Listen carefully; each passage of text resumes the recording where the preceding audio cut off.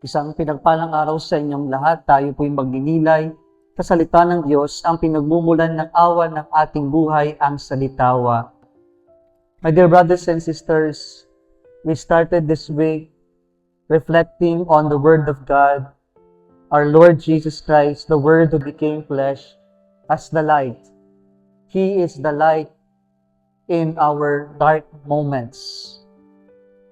Today in our reading, especially the gospel reading, Jesus uses the lamb, the image of the lamb, in order to teach us, his disciples, our role in this world. We have to be the lamp of Christ. In the very short parable of Jesus, he says that a lamp is playing its role when it is lit. Kapag ito'y may luong liwanag.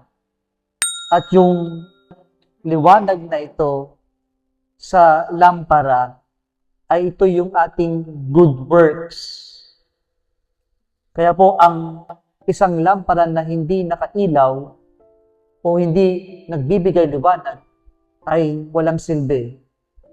And so, St. James puts it beautifully when he says, faith without good works is thoroughly lifeless.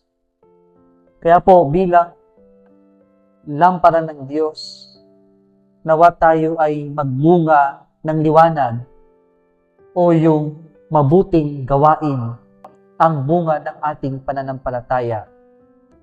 But it is not enough, according to our Lord Jesus Christ, that we are lit. A lamp is lit.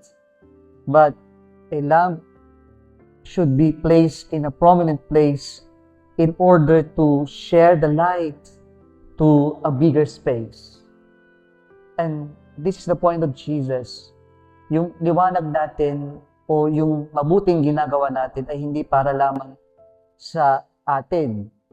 O kaya naman gumagawa lang tayo ng mabuti para for the sake of doing good. O papansin lamang, pakitang tao lamang. But we are doing good works because we would like to inspire other people. We would like to draw other people closer to the Lord through our good works. Brothers and sisters, kapag po gumagawa tayo ng mabuti, ang hangarin natin ay laging mabuti o ang ikakabuti ng ating kapwa. Not for the sake of getting a photo or picture of ourselves, doing something good or to be taken with a video na tayong may ginagawang mabuti. Pero yung paggawa natin ng mabuti, ang hangarin lang natin ay ang kabutihan ng ating kapwa-tao, ang maibahagi ang kabutihan ng Diyos sa ating kapwa-tao, at higit sa lahat, yung mapalapit natin sa Diyos ang ating kapwa-tao sa kabutihang ating ginagawa. Kung nagustuhan mo ang video na ito, huwag kalimutang mag-like, i-share at mag-subscribe sa Salitawa Facebook page and YouTube channel. Muli isang pinagpalang araw sa inyong lahat.